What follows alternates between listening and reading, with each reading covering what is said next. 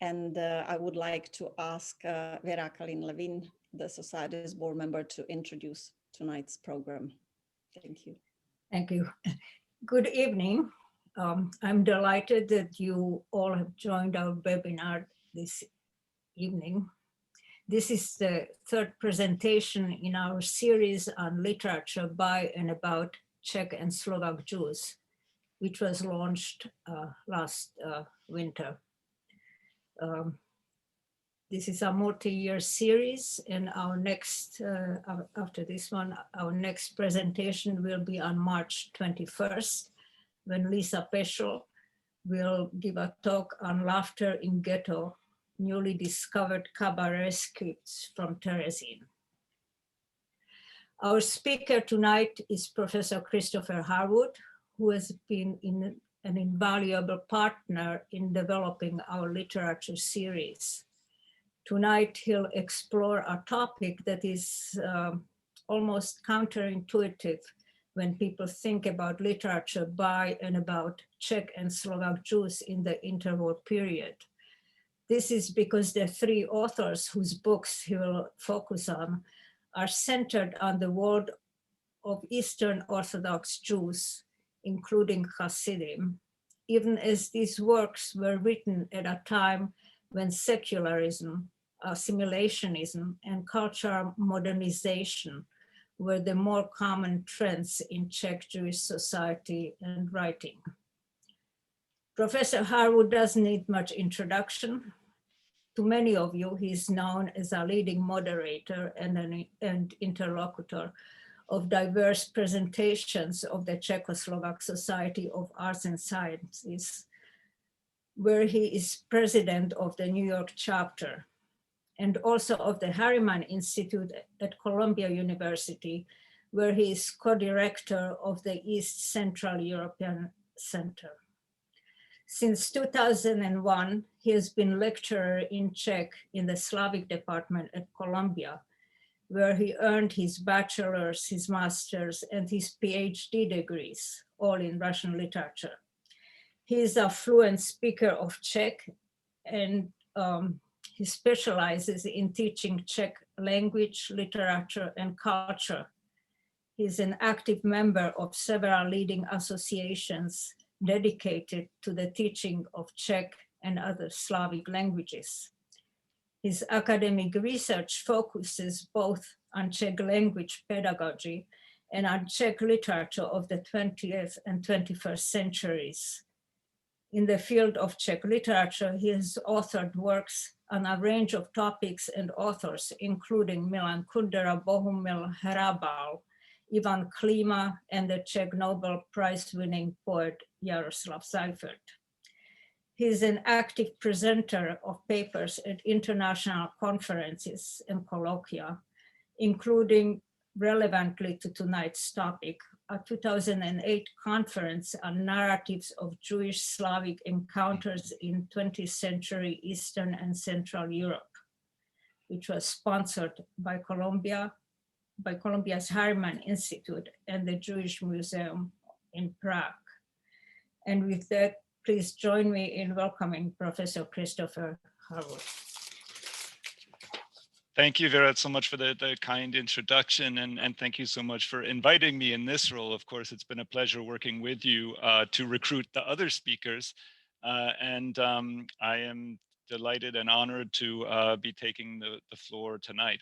I have to admit that I'm really nervous because it has been such a distinguished series so far, and I do feel not out of my element, but maybe kind of at the edge of my element, going into topics that I knew some things about before I started preparing this lecture, but I've learned an awful lot about in the process, and I'm afraid I am not through learning things about. So I fully expect there will be people in the audience who will know more about individual aspects of this talk than I do, and I'll be happy to hear what you have to add.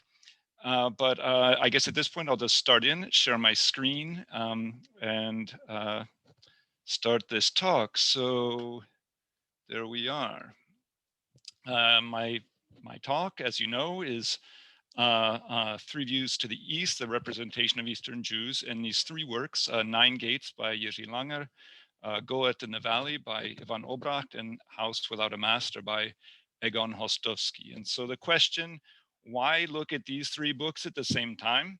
Well, one reason, they all appeared at the same time, being published in 1937, which I probably don't need to remind you is the last full year of Czechoslovakia's first republic, right? It was interrupted in the fall of 38 by the Munich Agreement. So it's just before things started to get very complicated in Czechoslovakia.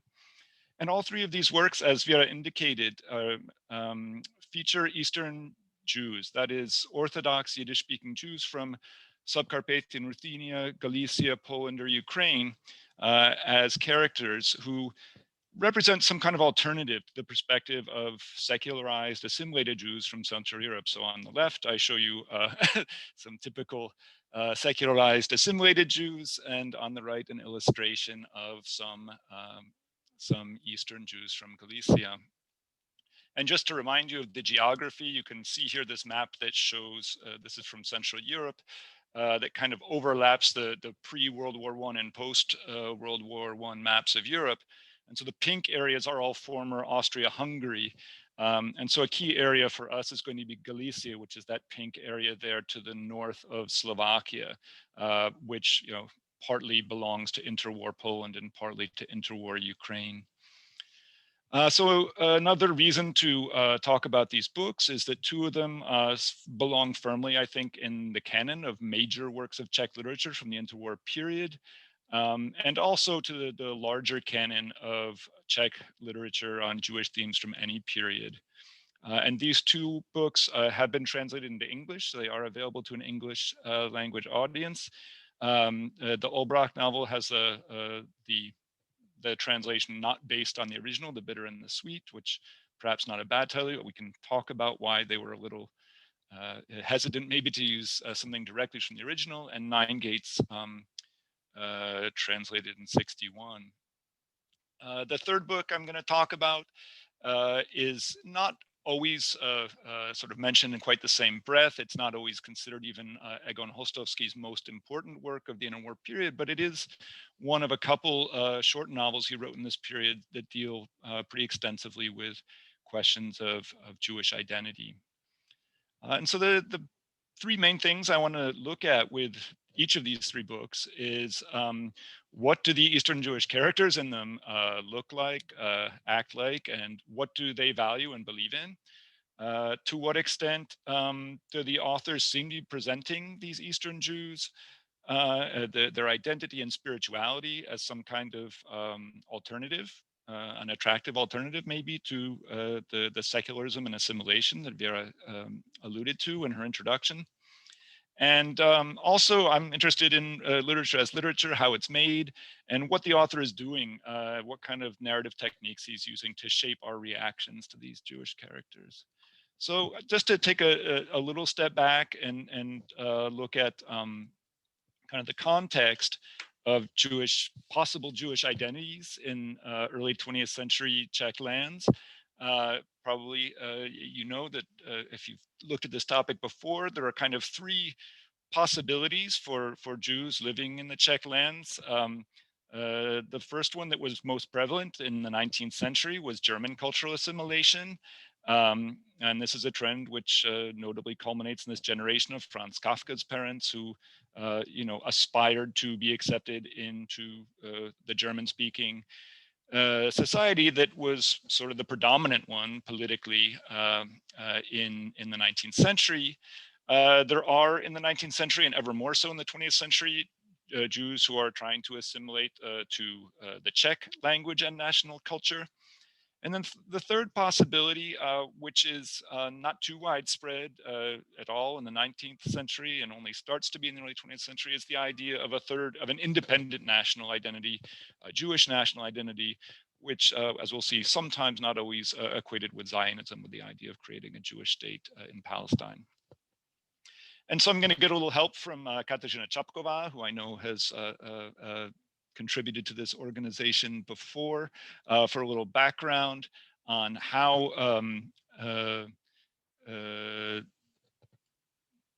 the idea of Eastern Jews were looked at earlier in the 20th century. An early case is Hugo Bergman, a classmate of Kafka's, who was a real kind of leader in the early Zionist movement. So as Chapkova indicates, these Prague Zionists, including Bergman, looked to Eastern Jews as an inspiration. And it's important to notice that before World War I, Prague was not a destination for Eastern European refugees. And so the Zionists in Prague, unlike those in Berlin or Vienna, learned about Hasidim and Yiddish literature only indirectly. And so Hugo Bergman went out on his own for Galicia, to see Galicia in 1903, and was very inspired. When he came back, he organized courses in Yiddish, and he looked at these Eastern Jews as a model of authenticity because they spoke their own language, Yiddish, and seemed to have their own culture, whereas the Jews in Prague felt that their identity was somehow divided. Another kind of step that happens early on in Bohemia, in the reception by these Prague Zionists, is a series of works by Martin Buber, who again is probably known to many of you who have studied Kafka. He came to Prague in 1909 and 1910 to give a series of 3 addresses on Judaism. And also we can see that before that, he put out a couple of collections of Hasidic legends, which is going to be a genre that I'll be looking at in the case of Jiří Langer. And Buber really was very taken by the Eastern Jews and by Hasidism in particular. And it's interesting, Hillel Kieval, another scholar who's made great contributions to programs of the Society for History of Czechoslovak Jews, is in his book is kind of stunned almost at how uncritical it seems that Buber was in his embracing of Hasidism and Eastern Judaism as this sort of cure-all for the problems of, or the dilemmas of Jewish intellectuals in Bohemia. And you see in this passage, Kieval is saying that Buber's approach is neo-romantic and actually kind of nationalistic. And as he says, its stubborn refusal to acknowledge all but the most subjective criteria strikes one today as being vaguely absurd.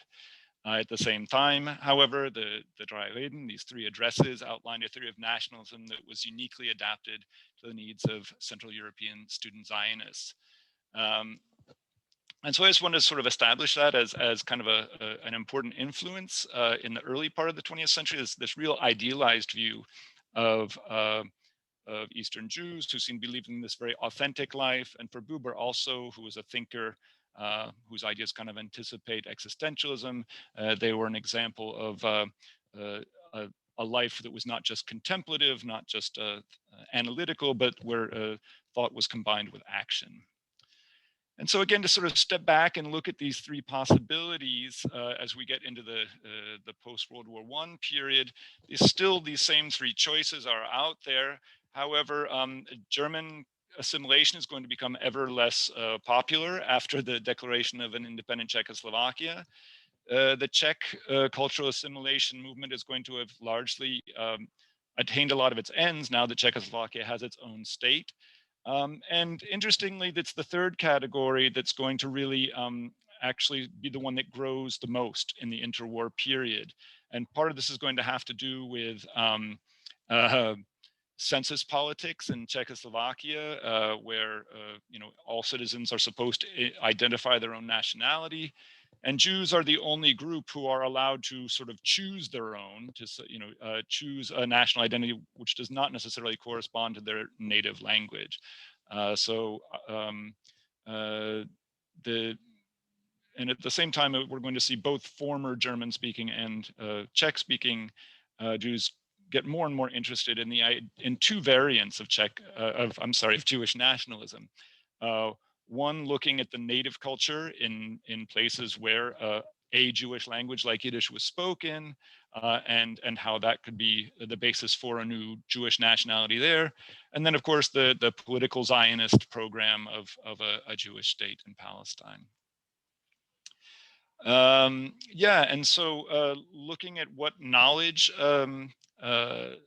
Czechs or Jews in Czechoslovakia had of Eastern Jews, and Čapková notes that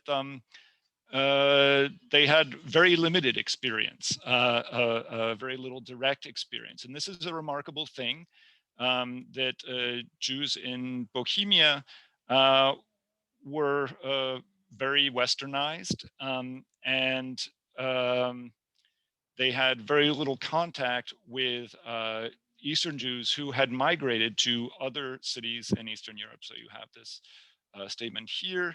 It was Eastern Jewish migrants who formed Jewish working classes in Berlin, Vienna, Paris, and London, and added their Yiddish culture to the culture of these capital cities, and also add to the Orthodox Jewish culture in those cities. And just as it happens, there are very few Eastern Jews who end up coming and staying in the Czech lands. Of course, during World War I, there are refugees who come to Bohemia and to Prague, but not that many of them stay. And there's some migration of Eastern Jews from Subcarpathian Ruthenia, but most of these are largely integrated in the Jewish community and do not form a sort of culturally separate presence. And so there's this interesting case where Bohemia has less knowledge, less direct knowledge of Eastern Jews than urban areas in all directions from them, not just to the east, but also to the west. So that's kind of by way of setting the background as I introduce you to my my writers for today. We're going to talk first about Egon Hostovský and one of his books. Just a little biographical background. It's significant that as a student, he belonged to one of the leading, well, the leading Czech Jewish organizations at the time was a student society that he became involved with and was actually chairman of it for a while. And then in the 1930s, he was a main editor of their chief publication, the Kalendář Česko-židovský. Hostovský later served as a Czechoslovak diplomat, and it was while posted abroad in Europe that he twice fled to the United States, first in 1941, fleeing obviously the Nazis, and then in 1950, fleeing communism. And so I want to point out, of course, he's the author of a number of novels, several of which first were published in English, the ones that he wrote while living in the US. And he was connected with this organization, with the history of Czechoslovak Jews. And he wrote an article on the participation of Jews in modern Czech literature in that multi-volume history, the Jews of Czechoslovakia that Pavla mentioned. So two of his big novels from sort of the mid-1930s, one of them was The Arsonist, which won a state prize. This is often considered his best or most important novel from the interwar period. And I'll be looking at, of course, House Without a Master on the right, which I, again, to give credit to the other organization sponsoring this evening's talk. The jacket for this was the original jacket designed by Ladislav Sutnar, a graphic artist who also emigrated and was connected to the Czechoslovak Society of Arts and Sciences and designed the logo that SVU uses to today. So when I was reading House Without a Master, I thought of a line from Karel Čapek's short story, this "Give me a break, Mr. Yonovitz, the whole Orient is a sham." It's an entirely different context in Čapek's story, but it ends up applying pretty well to this novel, House Without a Master. And so the novel begins with a very specific sort of date where the narrator establishes when the action begins, and it is Sunday, May 6, 1934. And he's writing this down 3 years later. And later on in the novel, he's going to remind us of the historical context when he refers to news in the newspapers about the horrifying persecution of Jews in Germany, because of course the Nazis have come to power in 1933, and things are getting worse and worse in Germany at this time.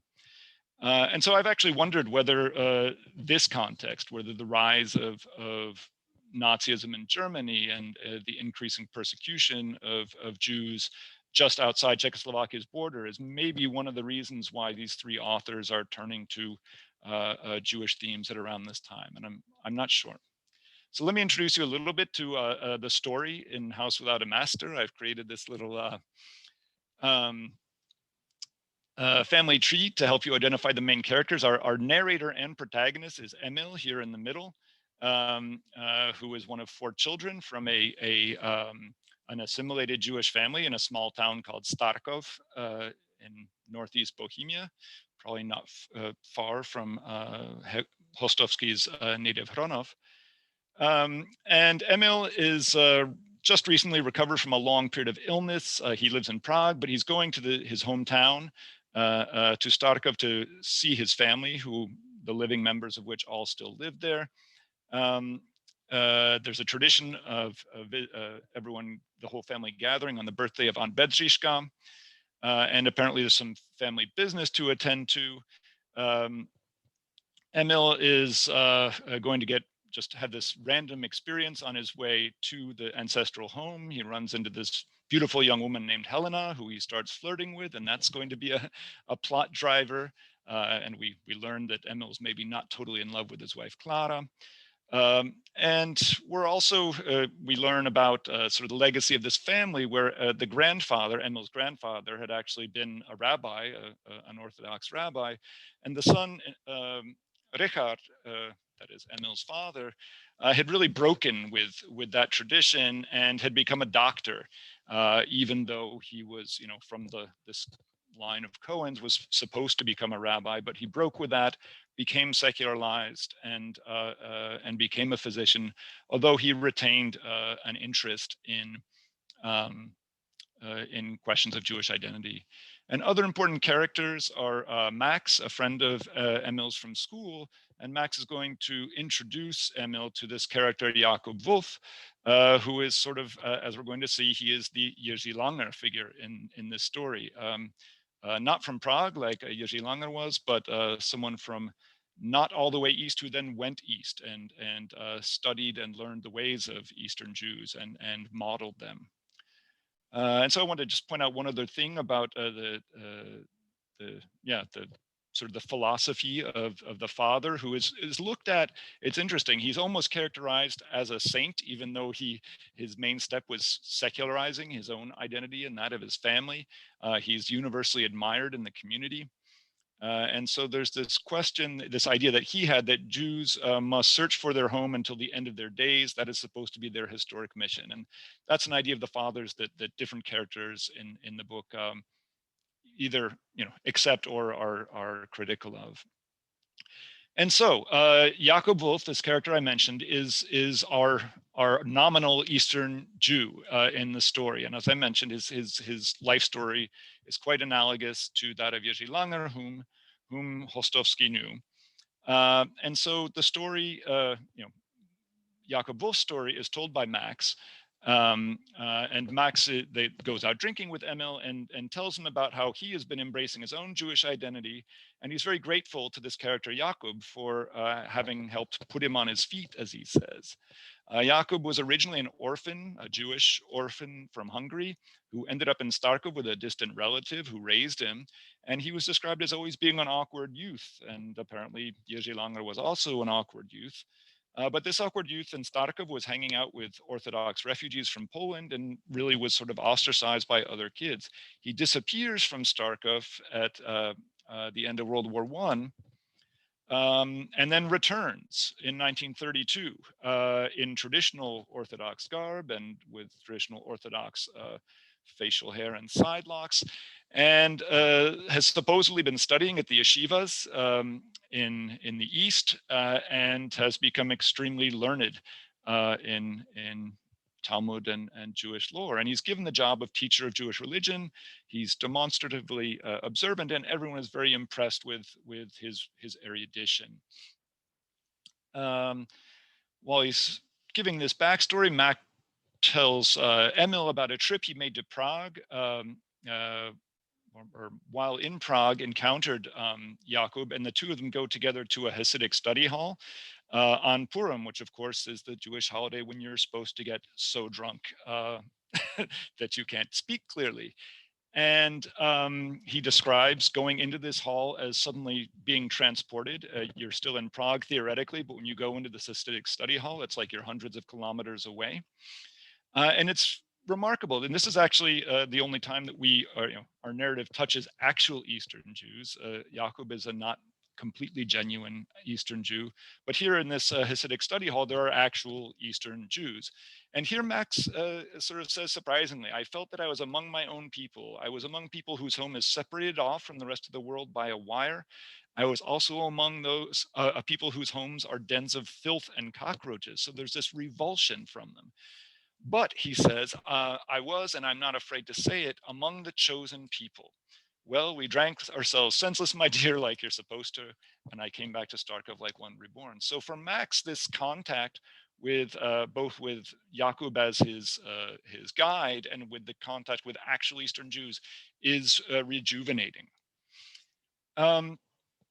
And so then later in the book, Emil and Max go to meet Jakob Wolf. And so here we can see Emil's impressions. He's surprised that Jakob no longer looks like a Hasid. He's got a regular haircut.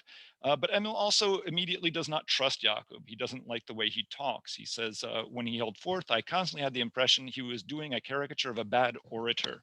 With every syllable, he indicated that he was leading someone by the nose.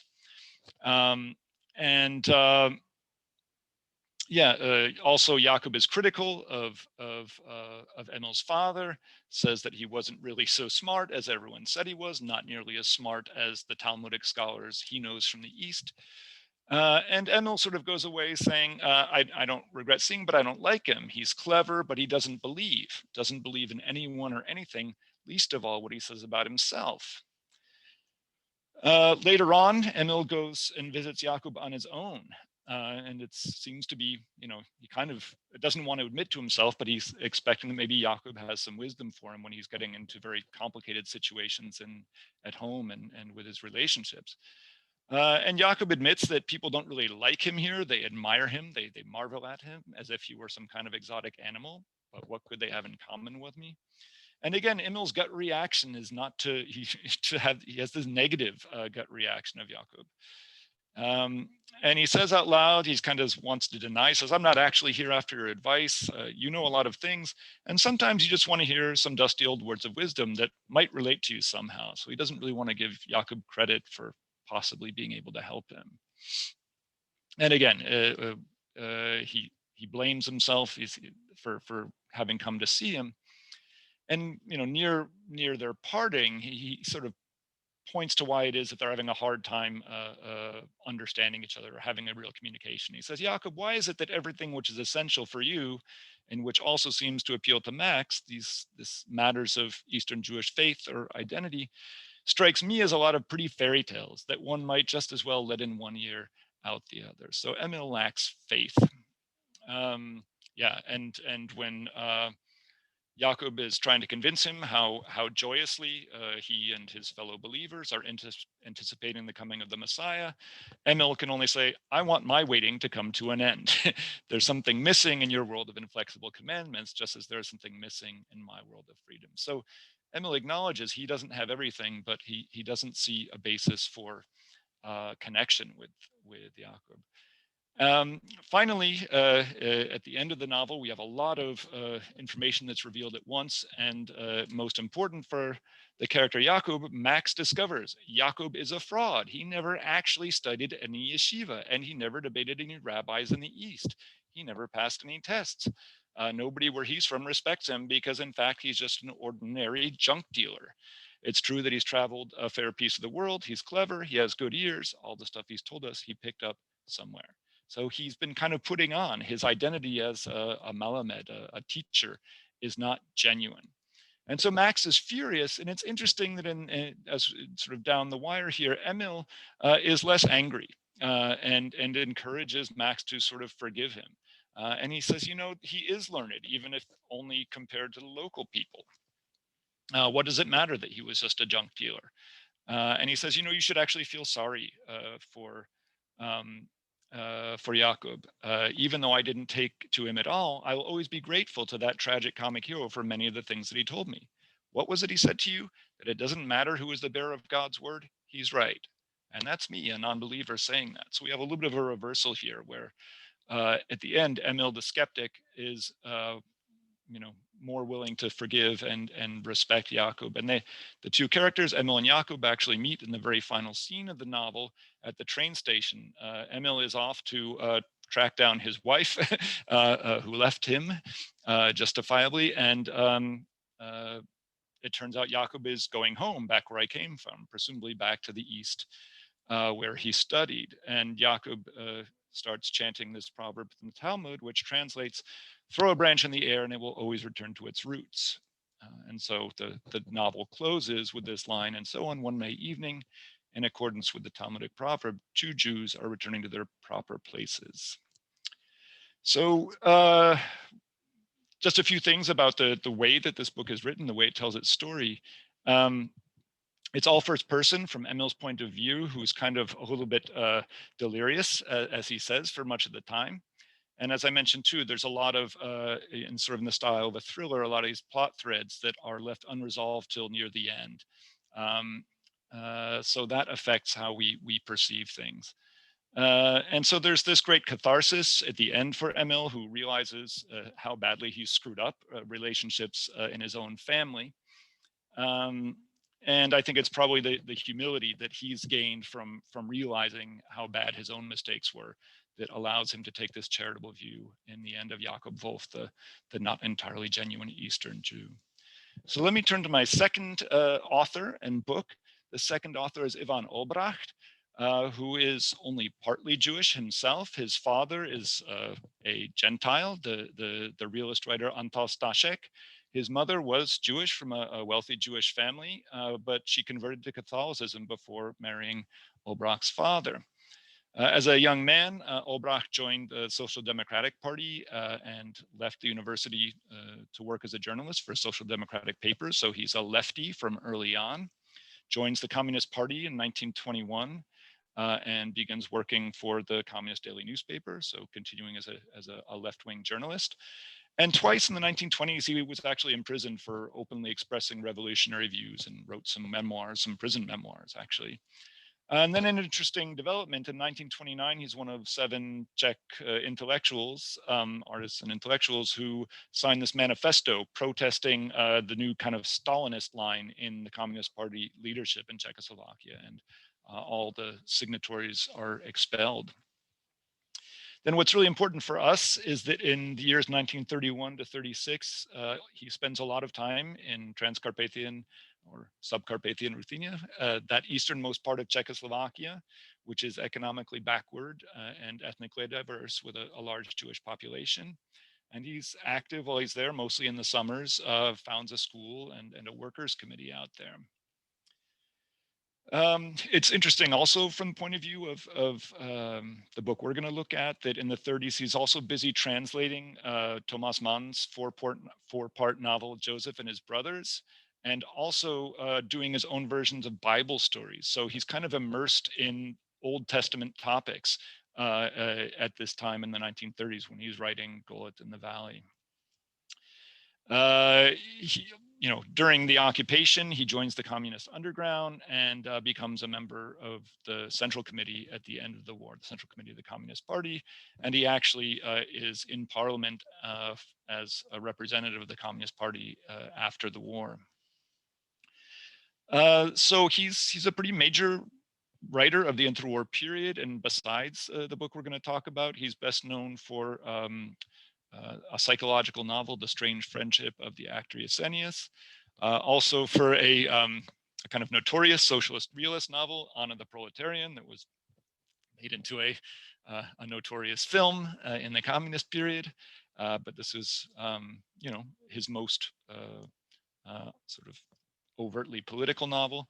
And then shortly before he writes Golet in the Valley, of course, he writes Nicola Shuhai the Outlaw, which is set in the same exact area as Golet in the Valley. but not dealing, well, there are Jewish characters in it, but the protagonist is this Ruthenian outlaw, Nicola Shuhai. And so he drew on his experience in Ruthenia for these two major works for which he's probably best known. And so just regarding the title of the book, and why I keep referring to it as Golet in the Valley, even though the English version is called the Bitter and the Sweet, because it's hard to translate, right? Golet is not really a standard word in any language. There's this explanation he gave in an interview that, of course, he's alluding to the Hebrew word galut, which refers to the land of expulsion, that is of exile, where the Jews outside of Palestine live. And Obracht said that in the local Subcarpathian dialect of Yiddish, it was pronounced as Golet. At least that was how he hears it. And the standard version in Bohemian Yiddish is Goles. So again, it's hard to know how to translate that Golet because it's not a standard version of the word. So this book is three stories. The first two are short, and the third one is much longer. It's really a novella in its own right. And the first two stories each focus on one character from this town of Polana, this village Polana, which is probably based on the actual town of Kolochava, although there is a town called Polana not near there, not far from there. And so each of these stories focuses on the kind of struggle that one of these characters faces to overcome some adversity. And the character sees his struggle in these kind of epic Old Testament terms. So Julian the Miracle has as its hero Binish Zisovich, the carter. And his adversity is that he's out of money, and he has money that he saved up so he can send his favorite son to a religious school, so he can be a learned Talmudist. And so he sees this in terms of the sacrifice of Isaac. If he's going to have to break this 100-crown note, it will be like the sacrifice of the son that Abraham was ready to make to Isaac. But fortunately, God steps in and saves him by bringing a pair of goyim, a man and woman, who need a ride. And of course, that's his job as a guy with a horse and a cart. And so he makes a bunch of money kind of squeezing these out-of-towners to take them around where they want to go. And so he sees this as the miracle, like the ram that the Lord provides to Abraham instead of Isaac. In the affair of the mikveh, of course, refers to the ritual bath that figures prominently in traditional Orthodox observance, that you have to go before the Sabbath and you have to go after you menstruate if you're a woman. And the hero here is this character Pinchas Yakubovich, who is a tailor and a Kabbalist who studies Jewish mysticism. And so his adverse situation is it's Friday, and his wife, who had been menstruating, is about due to go for her bath, which means that he's going to have to perform his marital duties, which he doesn't want to, because his wife is kind of scary, and because he prefers to pray and read Kabbalah at night. And so his myth that he invokes is that of Joshua, who in the book of Joshua calls upon the Lord to make the sun and moon stand still so that he will have enough time to take revenge on his enemies. And Pinchas Yakubovich makes time stand still by, when he goes to the baths, noticing that the water level in the bath has fallen below the prescribed line. And this is a faux pas. This is a problem, and basically the mikvah needs to be reconsecrated by a rabbi before anyone can be properly cleansed in it. So he gets several days off from fulfilling his marital duties. The Sorrowful Eyes of Hana Karadzic, the long story, is much more complex. It really is like a short novel, and it kind of has three parts. There's the story of the Shafar family, which used to be the richest family in town, but lose that position. Then there's the story of the arrival of Zionism, this sort of heresy, which threatens to upset the established order in this town. And we see both socialist-leaning Halutz Zionists and Orthodox Mizrahi Zionists. And then the sort of the story that kind of brings everything together at the end is the courtship of Hana Shafar, that is the daughter of the impoverished family that used to be the top family in town. She's the third daughter. Her older sisters were all married with big dowries, but there's no money left for her, and she's very beautiful. And she actually becomes a Zionist and goes to work in Ostrava to earn money for an eventual trip to Palestine. And when she is there, she meets Ivo Karadžić, who, when she first sees, assumes he is a Jew because he looks like a Jew, and only later finds out that he's not an observant Jew, and he's actually changed his name and no longer identifies himself as a Jew. So I want to step into talking about sort of how these texts are written for a moment. They're all narrated in the third person, but the first two, those short stories with the kind of the biblical backstories, they make extensive use of what we call free indirect discourse. That's where the narrator, there's no quotation marks and there's no indication that this character said this, but the narrator just kind of freely takes on the voice of one or more of his characters, uses the diction of that character and adopts that character's attitudes. And so Obracht is doing that extensively in these two stories, talking as if he were, one of these Jews from the village of Polana. And by doing this, he mostly establishes his sympathy and kind of draws in the reader's sympathy for these characters and their points of view, as strange and exotic as they are. But he also ironizes a little bit. There's times when he's kind of taking it further. So all the characters in the book, besides Ivo Karadžić and his mother, are Eastern Jews who are traditionally observant. There's sort of variations among them, how pious they are, what their values are, but there's a number of points of view that they all seem to share. The heroes of the first two stories are kind of the most pious among them, the ones who I think are the most pure or extreme in their preservation of traditional Eastern Jewish faith. And so let's look at what some of these beliefs are that most of the villagers of Polana share. They believe in Jewish exceptionalism on the basis of the Jews' history as being God's chosen people, and also by virtue of their actual greater piety and morality. And so there's a number of situations in which the characters allude to this. The Lord is always going to look out for Jews, Beinish Zisovich things. He's never let them die of hunger. He also tells his son, look, we're not like the Goyim. We don't have to eat now. If your younger siblings need the food more than we do, it's only the Goyim who think of nothing but food, but we are Jews and our thoughts must be turned to higher things. And there's a very striking instance of this belief in Jewish exceptionalism that Joseph Shafar tells his daughter when she's getting ready to leave, when she's going to go out into the open world. And he says, never forget that you are a daughter of Israel. When you meet with Goyim, however great and powerful, however wealthy they may be, even the nobility, pay them the respect that is their due, but never forget that you are more than they, that you are a Jewess, that you are a king's daughter, that you acknowledge no Lord but the Lord thy God. They also, another thing that many of these people believe in, they believe in the values of money, health, and fertility, right? There's this line from the Talmud, which is quoted by the narrator and seems to be attributed to Joseph Shafar. There are four who are dead while yet alive, says the Talmud: the poor man, the blind, the leper, and the man who is childless. He expands on a little bit, really saying how important money is. And this, of course, fertility is very important because, as the narrator says, it is the purpose of in life of a Jewish woman to bear sons, one of whom may be the Messiah. So religious belief driving the longing for fertility.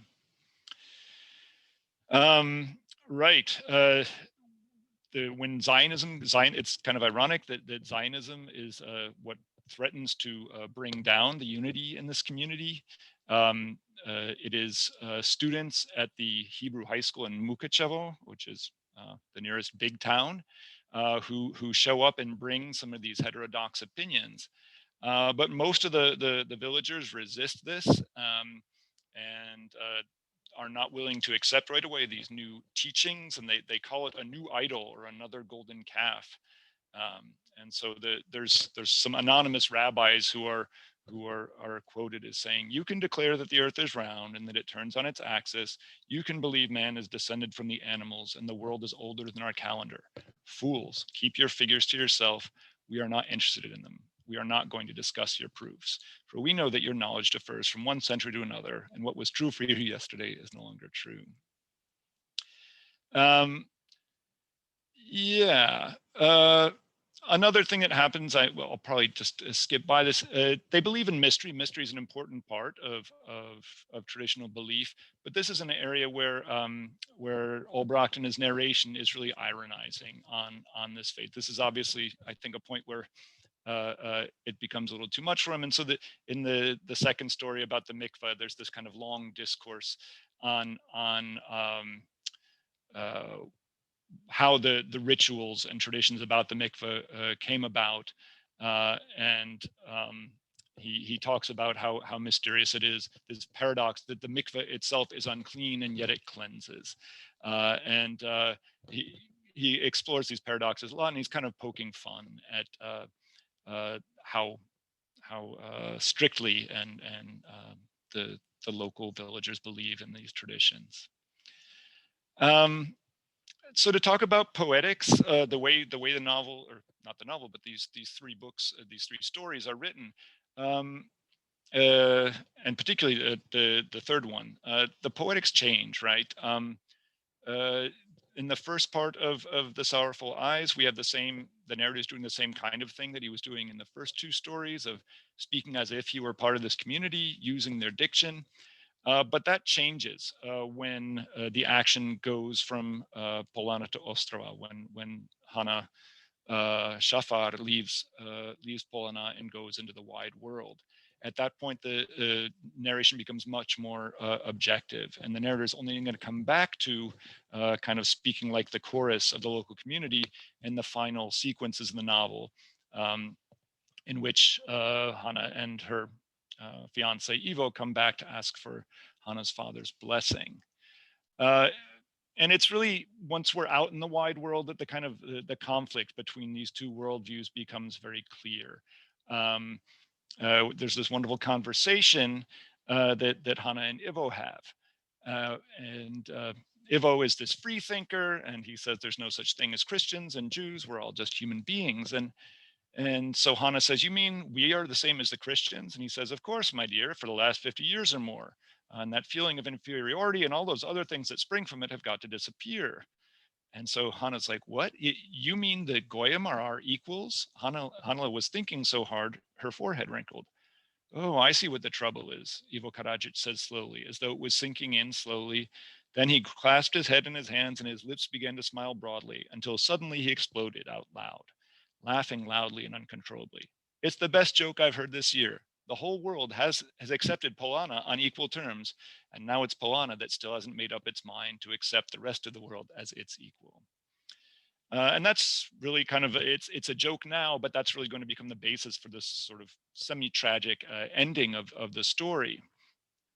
Of course, Hana's father can't believe that Ivo is not a Jew and is unwilling to acknowledge his own Jewish identity. And he and some of the other elders, they want him to reaffirm his Jewish identity, but he's dead set against it. And he realizes that there's just no common language for them. Every attempt to reach understanding here between two minds and two speeches more different than the languages of fish and the language of birds is vain and useless before it begins. And so in the final culmination, there's a potentially violent standoff. They've hidden Hana, they've hidden her away in a field kitchen, and Evo is demanding her back, and he pulls out a gun when the local villagers threaten him, and finally it's diffused when the police arrive. And so in the very end here, Hana does go off with Ivo, but because she is taking this step, she becomes dead in the eyes of her family and the rest of the community. And so they rend their garments, and as Hana and Ivo are leaving, they're singing funeral prayers. And so there is this symbolic death. And so the Hana Karadzic story sort of takes on this fully kind of tragic balladic modality, which is foreshadowed, of course, by the title. Have to remember too that the title, who calls her Hana Karadzic, has already foreshadowed the fact that she is indeed going to marry Ivo, right? So the beginning and the end of the story sort of have us very much in this kind of tragic balladic mode, even though parts in between are more lighthearted.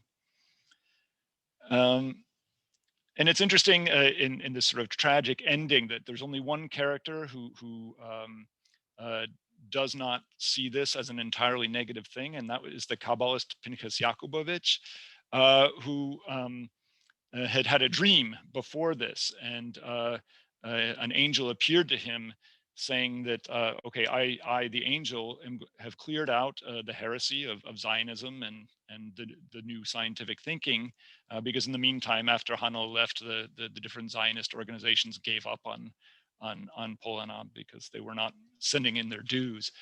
So Zionism seems to have died out for the time being. So Pinchas sees Hana's symbolic death as being the sacrifice that the angel was demanding, this peace offering in exchange. And so he sees her precisely as the scapegoat of the Lord, that hath taken away the sins of Israel. She alone in the name of all, behold the greatest sacrifice of all laid upon the altar of the Lord, as a solemn peace offering. And so there's obviously some irony there that the super fervent Kabbalist Pinchas Jakubowicz sees this as something positive. An interesting sort of postscript to Ivan Olbracht and his ideas about Jews. Egon Hostovský actually was acquainted with Obracht and said he shared a few Hasidic legends with him. And he says that Obracht was interested in anything that was exotic and out of the ordinary, anything that was outside laws and customs and habits. He adored those wandering, cantankerous hermits. He admired the highwaymen, and he was attracted to medieval orthodoxy in modern times, which of course is very much what we see in Golet Udoli. And I love this line: being a Jew wasn't his problem, right? Obracht did not really feel himself to be a Jew, although his mother was Jewish. He came to this topic of Judaism through his inexhaustible curiosity and interest, not from any love. What he loved were the eccentrics and oddballs among us. So speaking of eccentrics and oddballs, we're into my last subject, which is Jiří Langer, who I had to refer to before because he's probably a sort of prototype for the character of Jakub in House Without a Master. He's born into a prosperous, assimilated Jewish family in Prague, in the Vinohrady neighborhood of Prague. And of course, it's his older brother who is more famous. František was a doctor who served in the Czechoslovak legions and was a very successful dramatist in the interwar period, and a good friend of Karel Čapek's and Čapek's intellectual circle. Langer, Jiří Langer, like so many Prague natives of this time, is best known to a lot of the rest of the world because he has a connection to Franz Kafka, the most famous Prager of all. Because Jiří Langer got to know Kafka a bit and taught him Hebrew. So it was as a teenager that Jiří Langer became seriously interested in Judaism and was studying Hebrew in the Talmud, even though the rest of his family was not observant. And he decided in 1913, still not yet 20 years old, to make his first trip to Galicia to study and live among the Hasidim of Belz, which is Galicia, north of Lvov. And he comes back to Prague, having apparently gone, as they say, completely native, with the side locks and beard and the kaftan-like overcoat and the big round hat, and strictly religiously observant. And of course, František, his brother, wrote a long foreword to Nine Gates called My Brother Jiří. And it was probably a comment in here that has forever cemented the connection Jiří Langer and Franz Kafka in a lot of people's mind, because this remarkable quote, when František Langer says that the attitude of our family to Jiří seemed to us at the time, after his return from Galicia, to resemble the situation in Kafka's novel Die Verwandlung, The Metamorphosis, in which an entire family finds its way of life completely upset when the son of the house is suddenly changed into an enormous cockroach and suddenly has to be hidden from the rest of the world, while the family strive in vain to find some place for him in their affections. So truly remarkable statement, of course, which has forever changed the way a lot of us think about the possible metaphorical meanings of Kafka's Metamorphosis. Another interesting detail, some of the recent scholarship has explored the fact that Jiří Langer was almost certainly homosexual. And so his coming out as a Hasid, or coming out as a bug, as a Kafka-esque cockroach, may have been sort of either coming out at the same time as or coming out instead of his coming out as gay. Although there is never, at least not that I'm aware of, there's no clear attestation of this in writings by František Langer or of other relatives or friends of Jiří Langer's. So in any case, he would return to Belz in 1914. The rabbi would soon have to move to Hungary because of the outbreak of World War I. While he's with them, Jiří gets called up by the Austrian army, and when he refuses to serve, he's sent to prison. There's an interesting little difference of opinion. František takes the credit for having gotten Jiří honorably discharged on the basis of mental illness, whereas Jiří would claim that it was the intervention of the rabbi, that some prayer that the rabbi offered was what got him out. So he comes back to Prague at the end of the war, basically having spent the whole World War I period among the Hasidim in Belz and in Hungary. And he's no longer looking like a Hasid, but he's still very observant and still studying a lot of Hebrew texts. But he has other interests now as well. He's very into Freud and psychoanalysis.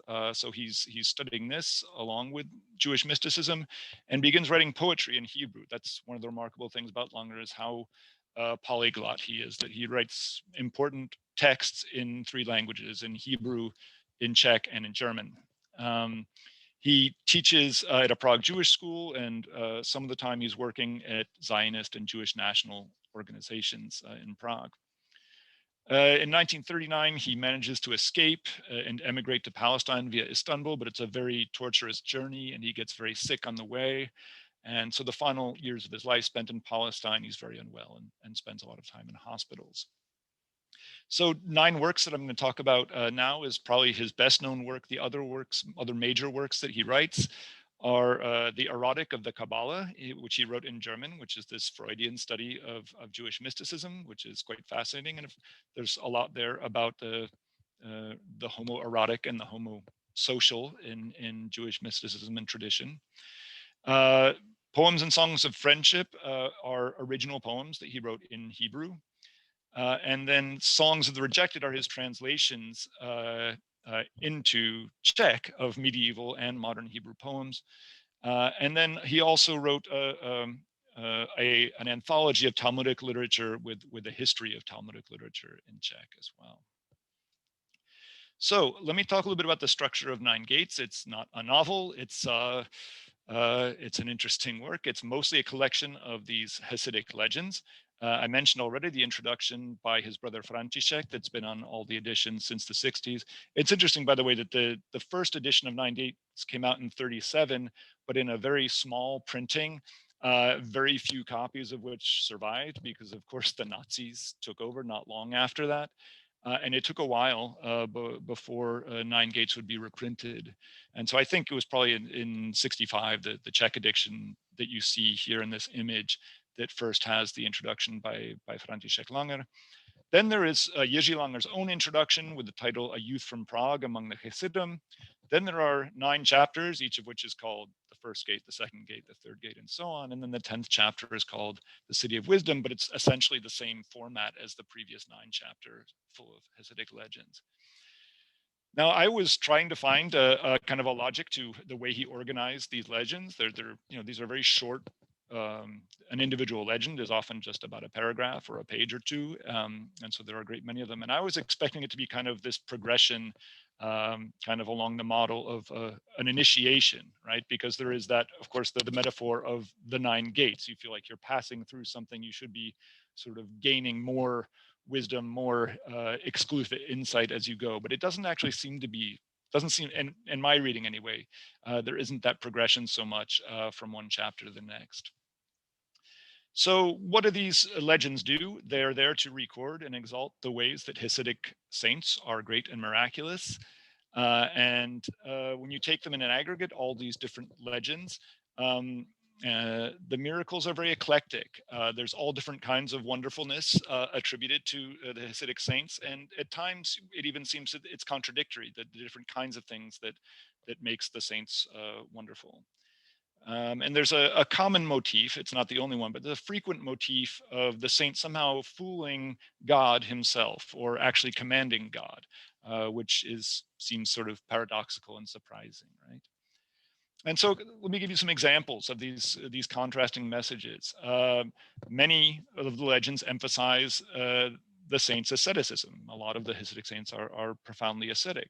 And yet we have the character of Reb Yibi, who launched into food with astonishing appetite, and as though by magic, pounds of meat and ladlefuls of thick Hasidic mash disappeared into his holy mouth. No other mortal could keep pace with him. So this is presented as something miraculous and saintly, unexpectedly. Of course, a lot of legends emphasize how erudite saints are, how learned and how refined their learning is. But we also have a few cases of saints who are remarkable for being simple. Simplicity is a Hasidic virtue. And so there's notably this character Herschel, who was a water carrier. And his virtue is simplicity, and his simplicity is so admirable that at the end, the Reb Pinchas is saying to himself, how deeply he must be loved by God for his humility. What a pity, it will probably never be granted to me to achieve perfection such as this. So yeah, blessedness, saintedness can come in unexpected places. Of course, many legends emphasize how saints are very otherworldly in their orientation. They are concerned with the divine and the transcendent and not with the affairs of this world. And yet there are a number of legends that focus on the saints meddling in political affairs and altering decisions made by the emperor. Reb Melech causes the emperor not to sign a patent that would have conscripted Jewish men, or Reb Shmelke gets the emperor not to abolish the Jewish community at Mikolov. So very interventive. Many legends will emphasize humility, of course, and submission to the will of God and of teachers. But as I alluded to before, a lot of them are actually exalted for managing to circumvent either God's commandments or their teachers' commandments. And there's a lovely Talmudic quote: God gives commandments and the saint breaks them. And so there are different examples of this where a divine command has seemed to come down, but the saint will overturn it or get around it. Yeah, and likewise, of course, it's emphasized how obedient also the disciple must be to the rabbi. But we have examples of disciples who demonstrate the virtue of obstinacy, which is also presented as a Hasidic virtue. And so if the disciple is obstinate in wanting to gain more wisdom from the rabbi, then this too may be forgiven and accepted. So it seems to be kind of a criterion for the distribution of virtues in 9 gates that they're hard to predict, right?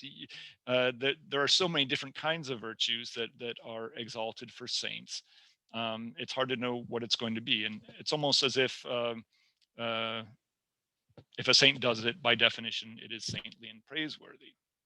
Or maybe you can never be certain which actions that you're reading about will then retroactively be defined as an embodiment of saintly virtue. Now, this, I think, actually makes for really good storytelling because the reader is off balance, right? You never know what kind of saintly behavior to expect. And good storytelling, I think I have to admit, when I was reading this, I was starting to get a little uneasy because it does kind of describe the model of a society that functions like a cult, right? Because the leader, the rabbi, his authority is absolute, and it's also arbitrary, right? It's not always the same virtue. It's not predictable. If the saint does it, it's good. And good for storytelling. I'm not sure if I would want to live in that context. And so anyway, it's a really readable and enjoyable book, even though the potential for repetition is great, right? There's a lot of variation. And I think it's precisely this unpredictability of saintly categories that leads to this. But there are other aspects of the way that Langer writes that makes it good reading. It's an extremely close reproduction of oral style, and Langer talks in his introduction about how he's trying to, how important to the delivery of his Hasidic legend is the way that the story is told, the gesturing. And so there's a lot of equivalence in the text of verbal gesturing. And some scholars like Walter Koschmal have shown that really what Langer was probably attempting here is a kind of hybrid between the traditional written form of a Hasidic legend, either from Hebrew or from German or from Yiddish, and then with the oral form of the Jewish anecdote. And Koschmal actually also, I was fascinated by this argument that he made, that there's certain parallels between the style and the structure of Nine Gates and Jaroslav Hašek's very famous Good Soldier Švejk, which is enjoying its centenary this year. Because both of these works use a lot of different voices and stylistic registers. They both have a lot of long digressions, and they both are kind of exploring the modality of the carnivalesque. That is, where we have characters who behave very eccentrically, hierarchies are often inverted, and we see the sacred and the profane often in very close proximity. Many critics have pointed out that Langer knew that his audience were, he wrote it in Czech, so it was for Czech speakers, most of whom were going to be secular. Very few Czech speakers were going to be observant like he was. And so he knew that he had to take different kind of steps to make this subject accessible to anyone who would not immediately understand all of its reference, or who would not necessarily embrace the mystical experience that he was presenting. And so I think, the narrative strategies that I've mentioned are one way that Langer sort of was reaching out to kind of build this bridge to his readers. But the other way was the introduction, which is a really important part of the text. And here we see him reaching out to his readers and explicitly, I think, anticipating their reluctance to embrace this world that he's presenting. And he does it by showing himself, right, his own autobiographical self, and the ambivalence that he had trying to get into this world. And so there's wonderful passages in the introduction where he describes how, okay, this is going to be difficult to get into, right? Scenes from everyday life are not going to be found here. You will feel that you have been transported for a while to some far off exotic country where different flowers grow and different stars shine, to some primeval age in which reality was a dream and a dream was reality. So he's getting you ready. You need to change your mindset. And again, he indicates how difficult this is. It is an impassable road to the empire of the Hasidim. The traveler who pushes his way through the thick undergrowth of virgin forests, inexperienced and inadequately armed, is not more daring than the man who resolves to penetrate the world of the Hasidim, mean in appearance, even repellent in its eccentricity. So he's trying to get you hype. You've got to be persistent to make your way into this world. And only a few children of the West have ever done it thoroughly as I have. And then he admits his own failing, as it were, to make this transition, right? How he alludes to his having gone home after 1 year when he just was at its wit's end. I can endure it no longer. The life of isolation from the rest of the world is intolerable. I feel disgusted with this puritanism, this ignorance, this backwardness and dirt. So he acknowledges all of these negative aspects to life among Eastern Jews that probably his audience would have expected. So he's acknowledging, yes, that's there. And so he goes back to Prague, but not for long. He knows that he's going to return. And so he goes back, but it's not easy, right? Taking this plunge affects his health, right? In a negative way, he's becoming weaker from the morning, the daily bath, bad food, frequent fasts, loss of sleep.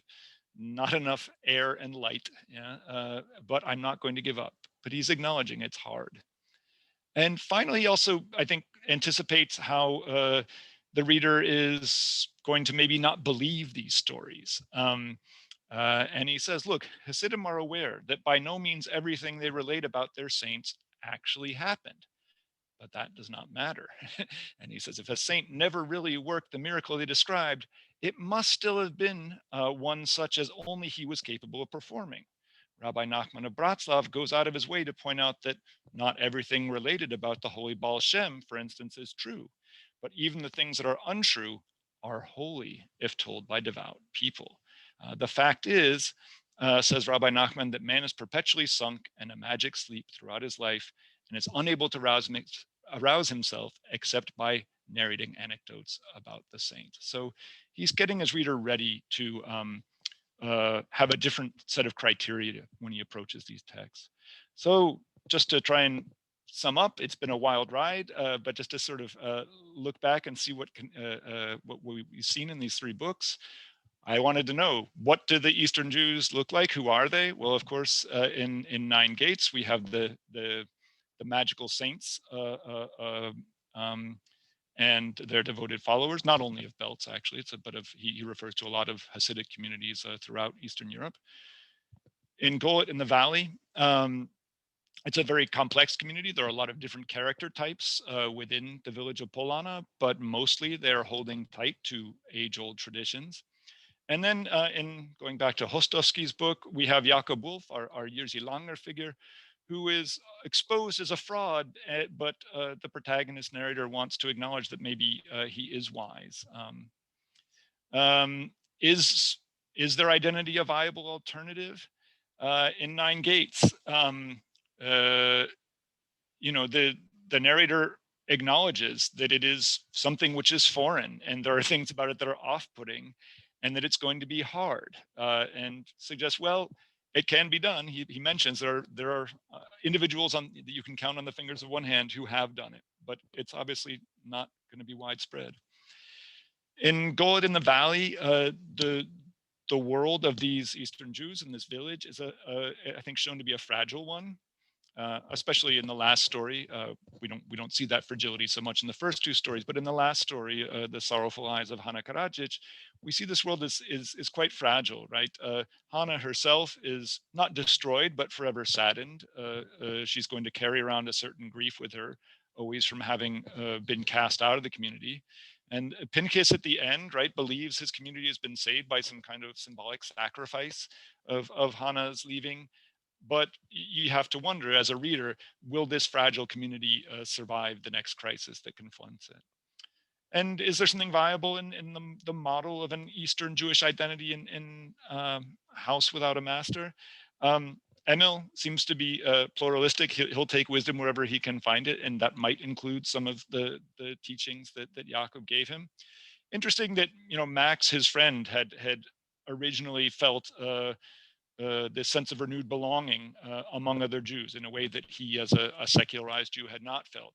And one wonders, after his disenchantment with the personality of Jakob Wolf, if Max will still maintain some stronger sense of his own self among other observant Jews. Hard to know. And finally, just to remind ourselves the different kind of narrative strategies that we saw in the three books. In Nine Gates, there's this really marked conversational style, a lot of humor that Langer knew was both a natural part of the Hasidic legend tradition and part of the kind of storytelling he wanted to create to entertain his audience. And I think also that introduction is really an important device in the book to help the audience get into this strange world. I talked about in Golet in the Valley how important the narrator's technique is, especially in the first two stories, to sort of imitate the manner and the voice of the characters he's depicting, to sort of bring us into their world, not only with their direct speech, and how we have this kind of shift to a different narrative style in the Sorrowful Eyes of Hana Karadzic that shifts us to a different modality, the modality of a ballad with a tragic ending. And then finally, to go back to the first book, to House Without a Master, it's kind of actually a novel in the manner of a psychological thriller, and it's an important technique that many of the secrets that have been built through the plot are held out till the end. And this applies also to the case of our Eastern Jew, Jakob Wolf. Also interesting the way that the narrator has used foreshadowing, right? He's been skeptical about Jakob Wolf from the beginning, didn't want to believe, even while other people believed that he was kind of a transformative character. And then this coda, this ending of reconciliation that Emil has at the end, sort of leaves open the door to maybe being able to gain something from the teaching and the friendship of someone like Jakob Wolf. So I've talked a long time, and I thank you so much for your attention, and I'm going to try to answer your questions, but I'm not sure I'll have the answers to all of them. Thank you.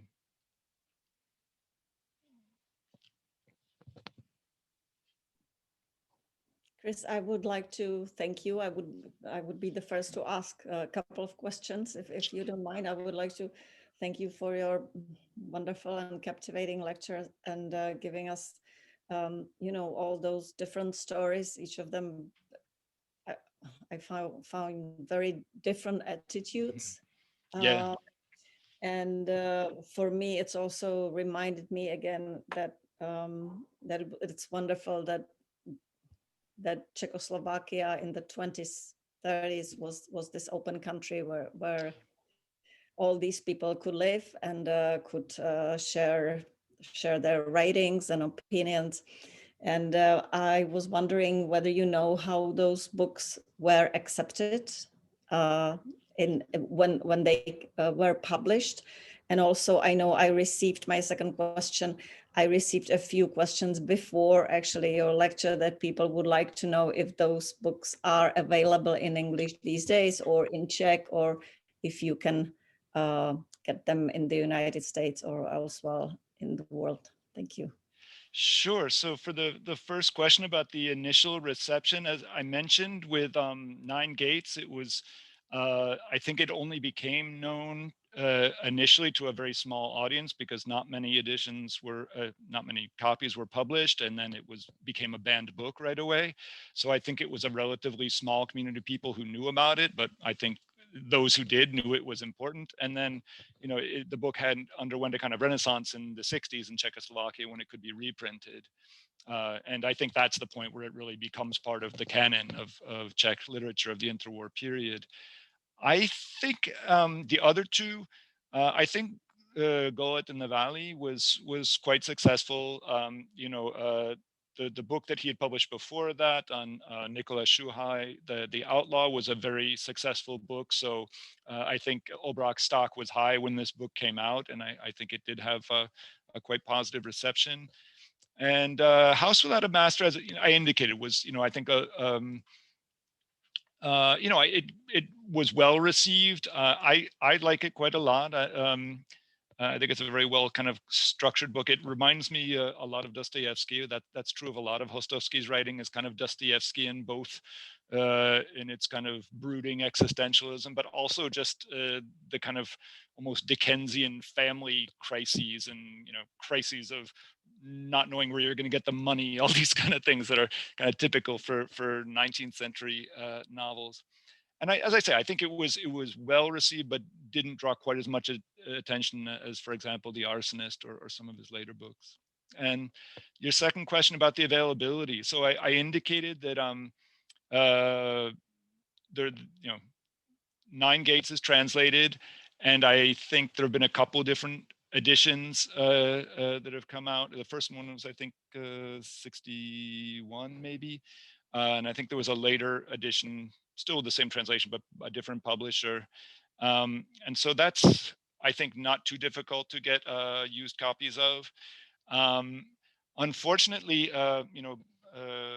Golet in the Valley, the Bitter and the Sweet, I have a copy here of this edition that was published, I think 67. And I think, it was by Crown Publishers. And I don't think it was ever reprinted. And so it seems like it's quite hard to get a hold of copies of this now. So I wonder if somebody would think about reprinting it, because it's a wonderful book. Another thing I should have mentioned too is that there's been successful film adaptations. I think both from the 90s, there were two separate films. There was a film, I think it was called Hana, was Karel Kachyňa's adaptation of the Sorrowful Eyes of Hana Karadzic. And then there was a film called Golet in the Valley, which tells the first two stories, and they're both pretty good films, I think. Yeah, and so finally, the Hostovský was never translated. I wonder if maybe someone would think about doing that. As I said, I think it's a fun read, and it's not that long a novel. It's yeah, and I, there have been some fairly recent translations of Hostovský that have come out, so maybe we'll be able to get someone interested in publishing a translation of this one. You can get them all in Czech pretty readily. There have been a couple of recent editions of Nine Gates. I was using this edition of the Hostovský, which is combined with his novel, the Midnight Patient, Půlnoční pacient, which is one of the ones he wrote in the United States and has an American setting. And the Obracht, I think, it was reprinted maybe by Lidové noviny about 15 years ago. Again, you may not find it in a new bookstore, but they're not hard to find in a used bookstore. Thank you very much. And I think you have some questions accumulated. Can you read them? Let's see. Yeah, so I've got a suggestion here on how to pronounce this enigmatic word, galut. Exile is golis, and in some dialects gulis, but not golet. And yeah, that's what I've read too. I tried to read up on it, but I'm just telling you what Obracht said about Golet allegedly being the local pronunciation in Subcarpathian Ruthenia. I don't know if it's true. Another question about Obracht's day-to-day experiences when he was in Subcarpathian Ruthenia. Did he study with someone? Did he interact with local Jews? Good question. I know that he lived, I think always when he went there, he lived with Jewish landlords. He would rent a room in the houses of Jews. I guess they were the people offering the relatively good accommodations. And I'm not sure about correspondence. It's probably some correspondence, but what's really nice is he did write a reportage from Transcarpathian Ruthenia, and those came out, they came out serially in newspapers, but then they were published in book form in a couple of editions. I think one in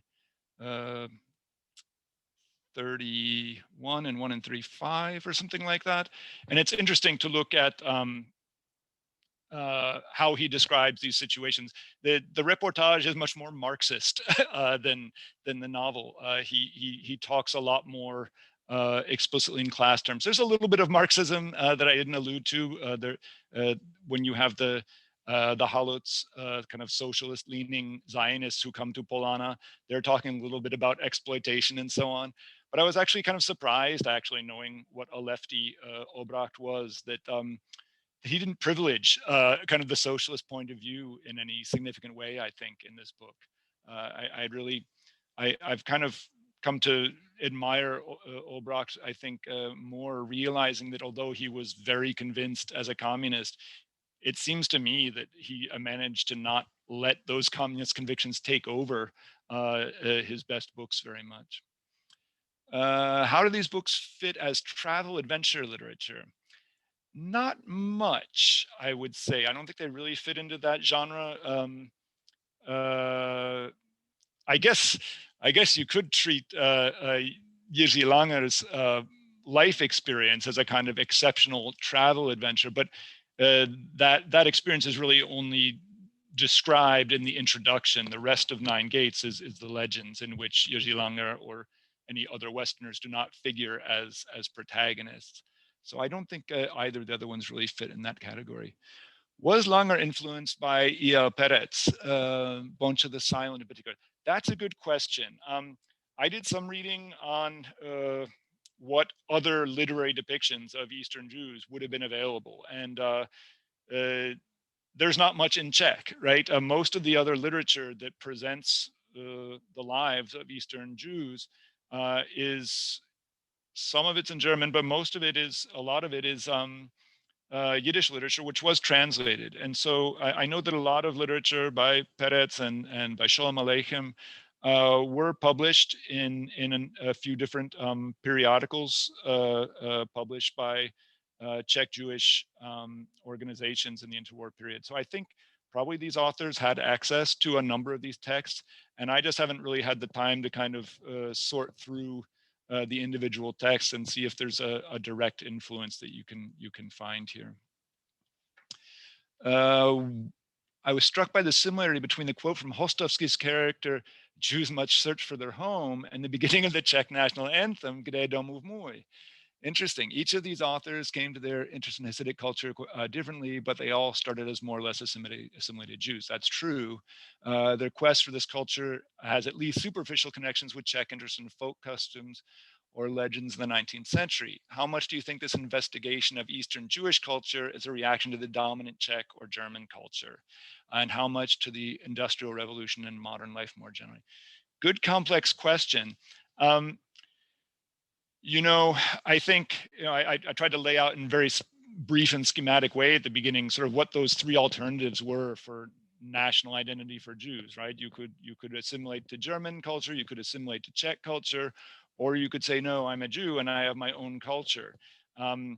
The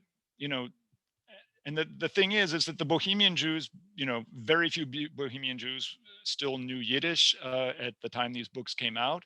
And so they had no linguistic connection to a separate, Jewish language. Not that many people knew Hebrew either. So, I think earlier in the century, right, when a lot of Bohemian Jews are bilingual, right? I think the question of a free choice of national identity was more open after Czechoslovakia becomes a state. It changes a bit. And I'm trying to think. I guess I still don't really have the best answer. I mean, this was a question I was asking myself. Why are these three writers looking here? And I think I kind of know why each of them did, but I think it's not the same reason, right? I see kind of specific individual biographical reasons why each of these writers turned to the Eastern Jewish theme, but I'm not sure I can attribute it to historical trends or events in a really specific way. Is the Nine Gates Festival in Prague related to the book? I think it is. I believe the Nine Gates Festival is all music, if I'm not mistaken, by Jewish composers. I read about it somewhere fleetingly. I'm not an expert, but I think I read something about this festival, and what I inferred was that it's music featuring music by Jewish composers. Yeah. Was Golet Udali reviewed during official communist times as showing the backwardness of the region? Good question. So, it came out in 1937 when, there was a communist party in Czechoslovakia, but it was not in power. So the immediate reaction was, the immediate official reaction was not a communist one.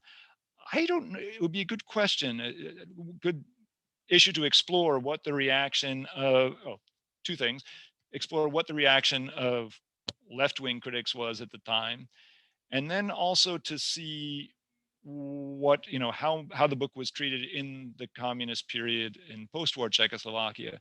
My hunch is that it was probably downplayed, that the communists were probably much happier with Obracht's Nicholas Shuhai, the Outlaw, because it's a narrative that works better, I think, with the theme of revolution, or the struggles of the oppressed. But I'm not sure. I don't think it was suppressed, because the other thing is that Obracht was in his last years a communist functionary, and so I don't think his work would have ever been banned in his lifetime. Probably was just less emphasized. Someone points out that Sorrowful Eyes of Hana Karadzic was reprinted by Central European Classics in the 90s. I think I did see that, and that's interesting. I mean, it is good standing on its own. But I feel like if you only read Sorrowful Eyes of Hana Karadzic without reading the first two stories, you're missing a lot because the characters reappear, right? Characters who are introduced in the first two stories reappear in Sorrowful Eyes of Hana Karadzic. So if that was in fact a reprinting only of that novella, I think it would be an unfortunate choice. I understand why these things happen. You know, publishers would rather publish a short book than a long one. But that's odd. How extraordinary that all three novels were published in the same year? Yes, it is. Do we have other similar novels in the 20s or 30s? Or are these rather isolated? You know, I'm not aware. You know, I think there are other, you know, kind of fleeting references to Eastern Jewish identity here and there in Czech literature, and you know, in fact, it's not a major theme in House Without a Master. That I think there's a bigger question of Jewish assimilation in that novel, and the Eastern Jewish modality it's kind of a subtopic. I think there are other texts out there, but I'll be honest. I started, you know, when I was thinking about doing a lecture in this series, I started just, you know, making myself list of, well, what are the books with Jewish themes in Czech literature from the interwar period, and I just noticed how these books that I had heard of and some of which I had read were just clumping up in the 30s. I know another book from around this time is the series of books by Karel Poláček about you know, village life that sort of focuses on Jewish family in Czech village. I'm trying to remember.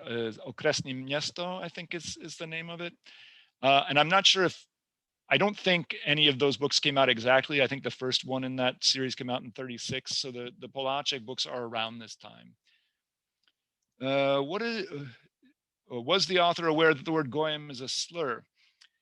I'm not sure how he read it. I mean, I think he understood goyim as referring to you know, to non-Jews, and we know that his characters felt themselves to be superior to goyim. So effectively, I don't know if they're using it as a vulgar slur, but they were using it essentially as a term of contempt. Someone here says, I recently been reading for the first time the works of Jiří Langer, who wrote it at the same time, but obviously about, the world of assimilated Czech Jews.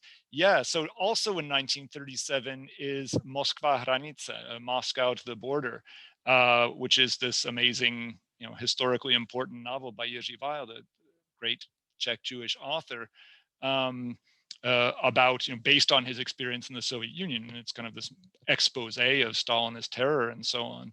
But I think I'm trying to think, I think there's a sort of an understated Jewish theme in that book, but not a prominent one. Did Weil move in the same circles as Langer, Hostovský, Obracht? And do we know anything about whether they all would have exchanged ideas on how to write about Jews and Jews? Great question. And I don't have a full answer.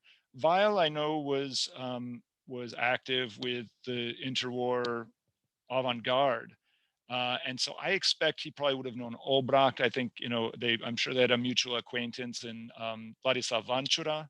That's another thing I didn't mention, that another offshoot of Obracht's time in Ruthenia was he, I think, wrote the script for this film that was directed by Vladislav Vančura, Marika the Unfaithful, which is another kind of balladic narrative. And then I was surprised that Langer, Hostovský, Obracht. So the connection between the three of them, Hostovský, in one of the last interviews he gave, refers to both these men. And I mentioned, he says that he exchanged stories with Obracht, and he offered this opinion on Obracht's connection to Jews being less sort of integral than his own.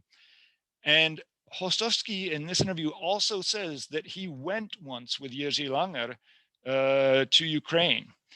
And it's the only place I've seen this. I didn't come across it in the reading I did on Langer, but it's a wonderful idea, and I would love to track it down. One of the real frustrations for me is I don't think there's a really definitive biography of any three of these men, Langer, Hostovský, or Obracht.